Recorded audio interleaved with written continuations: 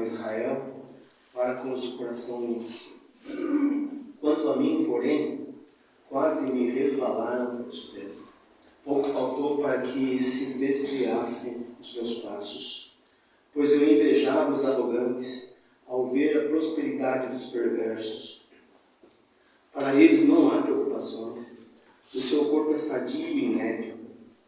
Não partilham das canseiras dos mortais, nem são afligidos como os outros homens. Daí a soberba que os cinge como um colar e a violência que os envolve como um manto. Os olhos saltam-lhes da gordura, do coração brotam-lhes fantasias, motejam e falam maliciosamente, da opressão falam com altivez, contra os céus desandam a boca e a sua língua percorre a terra. Por isso o seu povo se volta para eles e os tem por fonte de que bebem a largos soros. E diz: como sabe Deus? Acaso há conhecimento no Altíssimo? Eis que são esses os ímpios e sempre tranquilos aumentam suas riquezas. Com efeito, inutilmente conservei puro o coração e lavei as mãos na inocência. Pois de contínuo sou afligido e cada manhã castigado. Se eu pensar em falar tais palavras, já aí teria traído a geração de teus filhos. Em só refletir para compreender isso, achei muito pesada a tarefa para mim. Até que entrei no santuário de Deus e atinei com o fim deles. Tu certamente os pões em lugares escorregadios e os fazes cair na destruição, como ficam de súbito assolados, totalmente aniquilados de terror. Como ao sonho quando se acorda, assim ao Senhor, ao despertares, desprezarás a imagem deles.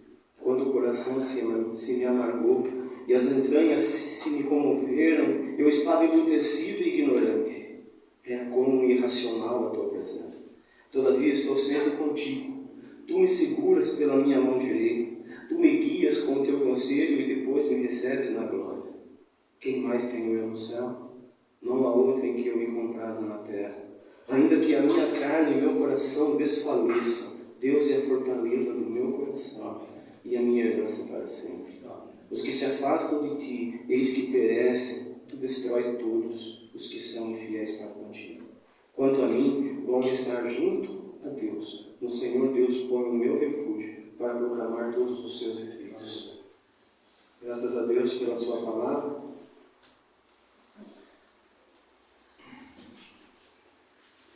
Só de ler esse salmo a gente já vê que o Senhor fala conosco, né? Porque a palavra de Deus é por revelação e revelação espiritual. E ela só é revelada para os filhos de Deus. Hoje eu conversava com minha esposa de manhã, na hora do café, e assistindo um vídeo de um intelectual brasileiro, muito inteligente, leitor de muitos livros. E quando perguntado a ele se ele já tinha lido a Bíblia, ele disse que sim, toda a Bíblia. Porém, a única coisa que ele encontrou de interessante na Bíblia é que ele entendeu a finidade do homem, que o homem um dia vai morrer, que o homem é passageiro. E se perguntado para ele se ele era cristão, ele falou que não. Ele não lê a Bíblia por religiosidade, mas ele leu porque, ao ouvir falar tanto desse Jesus, ele achou que esse próprio Jesus merecia a atenção dele voltada para esse livro, a Bíblia, por um momento. Então a gente vê que o homem desprovido de Deus, ele nunca vai enxergar a realidade espiritual que é a palavra de Deus. A revelação espiritual da palavra de Deus são somente para os filhos. E nós temos que agradecer a Deus porque Ele tem revelado a Sua palavra a nós. E quando Ele revela a Sua palavra, Ele está revelando o Seu Filho e está se revelando para os seus, para a igreja. E daí perguntar como que Asaf escreveu esse salmo, um homem que nós precisamos conhecer, e eu fui buscar saber um pouco a respeito desse Asaf, porque às vezes nós ouvimos falar superficialmente do Salmo 73, porque nos traz uma atenção ali de um homem que começa a pôr em dúvida a sua própria fé, a pôr em dúvida a sua própria conduta de vida, porque em um momento da sua vida ele começa a olhar para o lado. Mas quem era esse Asaf? Aí nós vamos ver que lá em Crônicas fala que Asaf, ele era filho de Berequias, da descendência de Gerson, que era diretamente filho de Levi. Então esse Asaf era, por natureza, por descendência levita, e ele participava de uma tribo, de um povo ali separado por Deus, um povo que não se dobrou ao bezerro de ouro no deserto, como os demais ali. É um povo separado por Deus para os serviços do templo. E ele tem esse privilégio de estar no templo todos os dias, servindo a Deus ali nos seus afazeres ali, durante o culto. E nós vamos perceber que Davi, ele então, estabelecido rei, ele resolve buscar a arca do Senhor, que está lá na casa de Abinadab, em Kiriat Jearim, depois de mais de 20 anos, a arca distante de Israel. E Davi então resolve buscar a arca e trazer novamente para Jerusalém, mas o modo usado não é o adequado, o exigido por Deus. E nós sabemos de tudo o que aconteceu ali, até mesmo com a morte de Uzá. A arca vai parar na casa de Obed-Edom, o Geteu, e ali fica 3 meses.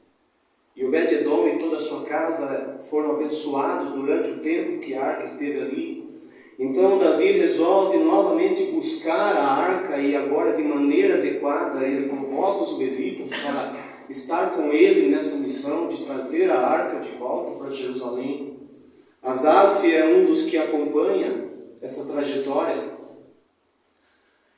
E Davi traz então a arca de volta para Jerusalém, e ali então começa então a ser restabelecido o culto ao Senhor, na casa do Senhor ali, embora que o templo ainda não existia, mas talvez o tabernáculo ali, a tenda ali, erguida, para receber a presença de Deus ali, através da arca ali, simbolizando a presença física de Deus. Então Davi providencia tudo isso, e a palavra de Deus mostra a alegria de Davi em poder trazer a arca de Deus de volta para Jerusalém.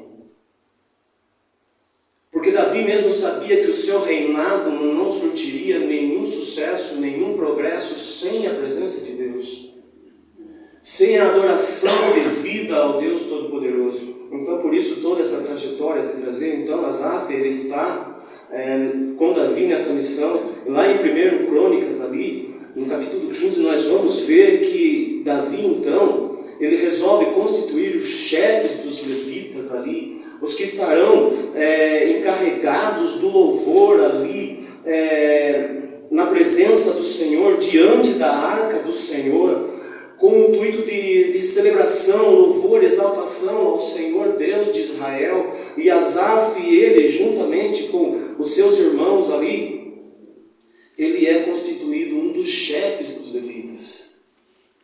É aquele que está à frente do trabalho, em tudo que é relacionado aos instrumentos musicais ali no templo. Então Asaf é esse homem, um dos chefes responsáveis por isso.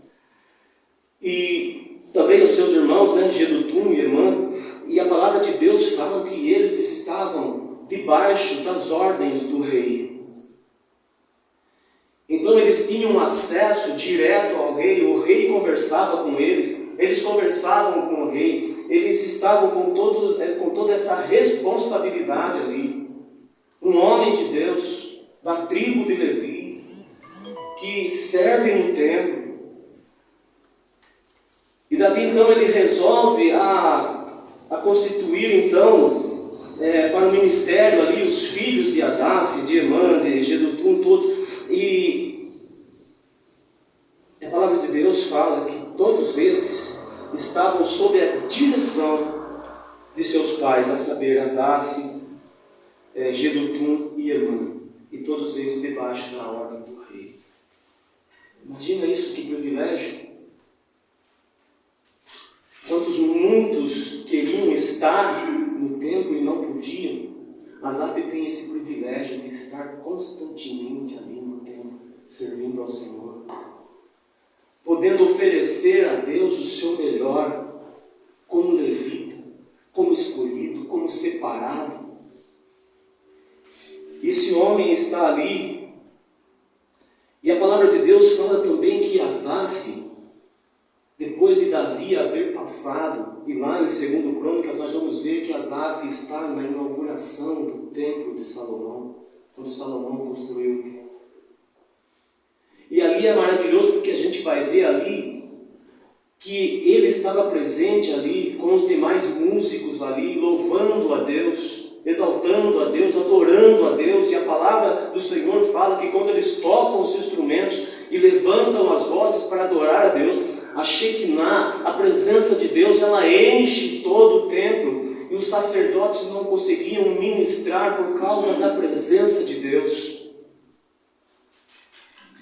Então isso, irmãos, é para nós maravilhoso demais, porque esse homem, Asaf, Deus deu para ele o privilégio dele escrever 12 salmos, a saber, o Salmo 50 e o Salmo 73 até o 84, totalizando 12 salmos esse homem escreve, porque é um homem escolhido de Deus, dirigido por Deus, mas que no momento da sua vida ele tem uma dificuldade. Ele começa a olhar para o ímpio. E porque o Senhor permite a Asaf escrever essa trajetória da vida dele, esse momento de dificuldade da vida dele, e é dificuldade, porque imagina o sofrimento desse homem, ele servir a Deus, ele olhar a situação dele, ele começa a olhar agora para o ímpio, para aqueles que são desprovidos da presença de Deus, e ele começa a ver coisa diferente, nada que condiz com a sua realidade. E aí ele vai escrever assim, olha, com efeito Deus é bom para com Israel, para com os de coração íntegro. Quando esse primeiro versículo aqui poderia estar no final, porque aqui, quando ele escreve isso, com efeito Deus é bom para com Israel, é porque é um momento que está tudo resolvido. Já passou aquela tribulação dele, aquele momento de dificuldade. O coração dele agora está voltado para Deus novamente. Ele não está mais com o seu olhar novamente empenhado na riqueza humana e transitória dos ímpios. Quando ele escreve, com efeito, Deus é bom para com Israel, para com os de coração limpo. Ele reconhece a bondade de Deus. E depois desse versículo, quando está tudo resolvido, então ele começa a narrar a sua dificuldade. E aí ele começa a falar, quanto a mim, Deus é bom para com Israel, com os de coração limpo, mas quanto a mim, ele olha para ele expõe agora a sua intimidade, ele fala, quanto a mim, porém, quase me resvalaram os pés, quase que os meus pés escorregaram, quase que eles se deslizaram.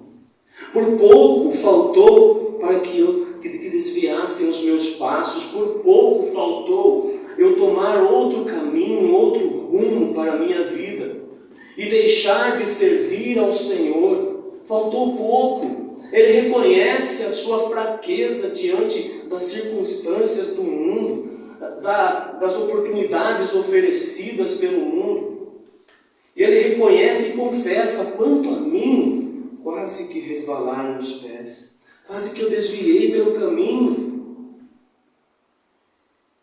Pois eu invejava os arrogantes ao ver a prosperidade dos perversos. Ele está dizendo, eu invejava. Ele tinha inveja dos arrogantes, dos ímpios, que estavam enriquecendo mais e mais e mais. E ele confessa, realmente, ele invejava. E nós sabemos que a inveja é um pecado que traz com ela outros pecados que são cometidos a partir dela. E nós vemos o exemplo de Caim. Por causa da inveja, ele cometeu um homicídio. Por causa da inveja, ele desprezou palavra do Senhor. Por causa da inveja, ele desprezou a exortação do Senhor. Por causa da inveja, ele foi amaldiçoado, sim, por Deus. Então a inveja é um pecado que traz, atrelado a ela, outros pecados. Então por isso que o Filho de Deus precisa tomar cuidado com isso. Nós precisamos tomar cuidado por onde nós andamos. Tomar cuidado com os passos que nós damos. Eu falo isso de postura na sociedade como cristão. Embora que seja sofrido, mas não pode faltar o testemunho. Amém. E aí ele continua. Para eles não há preocupações. Eles não têm preocupações. O seu corpo é sadio e nédio. Quer dizer, a pele deles são reluzentes por causa da gordura, da sua saúde. Eles têm de tudo. Eles comem e bebem do melhor. Veja a situação desse homem. Veja a situação desse homem. Que por um momento ele está desprezando a suficiência de Deus por ignorância. E ele mesmo vai depois confessar isso. Bom, enfim, ele está dizendo, para eles não há preocupações, o seu corpo é sadio e nédio. Não partilham das canseiras dos mortais, nem são afligidos como os outros homens. Eles não são afligidos, eles vivem uma vida de regalia, uma vida de conforto. Eles têm tudo, eles podem comprar tudo. É assim a vida daqueles que são desprovidos de Deus, da presença de Deus, que não são filhos de Deus, porque o problema não é a riqueza, é o que você faz com ela. O problema não é você ter dinheiro, é o que você faz com ele. Mas é perigoso. É perigoso. Porque enquanto nós estamos aqui nesse corpo mortal, nessa carne ainda, o velho homem ainda habita em nós. E por isso nós temos que estar atentos e sempre clamando a misericórdia de Deus. Porque é fácil? Não, é difícil. Nosso Senhor não tem graça para nós, o Senhor tem misericórdia para nós. E por isso nós atentarmos mais para a palavra de Deus e procurar mais a revelação da palavra de Deus através do seu Santo Espírito. Por isso que eu falo, o homem sem Deus, ele não tem revelação. Ele vai ler como um livro qualquer, mas nós lemos vendo Cristo. Nós lemos vendo um Deus misericordioso, um Deus gracioso, que permite até essas situações para poder trabalhar com os seus, para poder transformar não a vida somente de Asaf, mas a vida da igreja. Por isso é que nós compartilhamos a palavra de Deus. Não foi a vida de Davi que foi transformada, não. Somente Deus deixou todos os escritos relativos aos grandes nomes da Bíblia. Isso nós vamos ver em Hebreus 11, os heróis da fé, que passaram por dificuldades, por privações, mas estavam firmes. E isso é para nos abençoar. E a palavra de Deus nos abençoando, dando exemplo daqueles que já passaram por aqui e foram vitoriosos, apesar das circunstâncias. E o Senhor nenhum deles desprezou. E o próprio Davi vai dizer: eu já fui moço, hoje sou velho. Nunca vi um justo desamparado, nem a sua descendência mendigar o pão.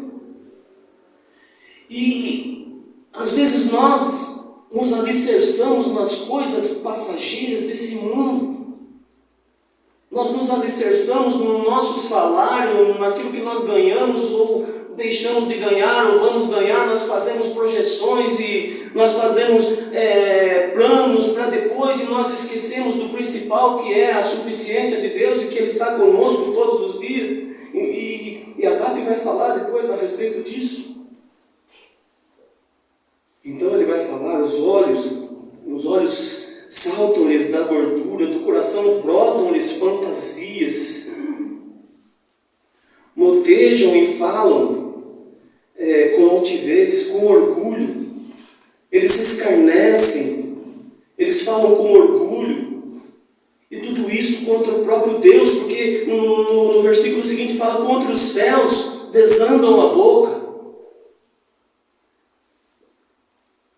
e a sua língua percorre a terra. Eles proclamam contra Deus, eles escarnecem de Deus e de todos aqueles que são próximos a eles. Por quê? Porque a confiança deles está no dinheiro. Por isso que nós precisamos entender o perigo de tudo isso, irmãos. Porque nós sabemos a trajetória de Steve Jobs, um dos homens mais ricos do mundo, e no final da sua vida, doente ali, já um doente terminal, ele fala: eu acostumei com a riqueza, eu acostumei a ganhar dinheiro, eu contrato quem eu quiser para dirigir o meu carro, para ganhar dinheiro para mim, eu contrato os melhores profissionais. Mas todo o dinheiro que eu tenho, eu não consigo contratar alguém para me se substituir nessa cama de hospital. E aí vou dizer que a confiança do homem natural, carnal, ela é depositada no dinheiro. Ela é depositada naquilo que ele tem. Nós vemos isso. Está começando agora um dos períodos mais terríveis para os cristãos que atentam para as coisas terrenas, que é o momento político. Muitos que são cristãos são enredados por esse sistema político. Mas o que tem realmente no coração o intuito é de ganhar dinheiro com isso. Ganhar dinheiro. Não é servir a sociedade, não é servir o povo. É estar estabelecido e poder ganhar dinheiro. É essa a mente humana. E é esse o perigo que começa agora.